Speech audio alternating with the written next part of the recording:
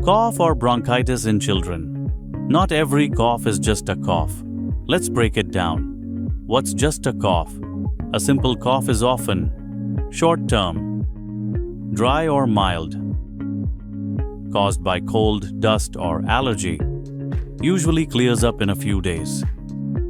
What is bronchitis? Bronchitis is more serious and includes persistent cough lasting more than 1 week, mucus or phlegm, chest tightness, wheezing, often follows a cold or infection,